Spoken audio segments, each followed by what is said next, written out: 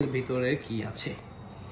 Wow, মাশাআল্লাহ মাশাআল্লাহ, দেখতেই পাচ্ছেন ওদের টোবাকো কালেকশনের এখানে কিছু ডিজাইন করা আছে। তো আমার চোখ হচ্ছে এখানে, দেখতেই পাচ্ছেন সুন্দর একটা ই করা। আমি এটা খুলি, দেখুন ওয়াও মাশাআল্লাহ, ওদের বোতলের সাইজটা দেখেন, মানে কি বলবো, মানে ওদের যে 200 মিলি প্লাস হচ্ছে আপনার 100 মিলি যে ওদের যে বোতলগুলো হয়ে থাকে, প্রেজেন্টেশনের যে বোতলগুলো হয়ে থাকে, সেই সেম প্রেজেন্টেশনের বোতলগুলোই কিন্তু এখানে ফোকাসিং করা হয়েছে।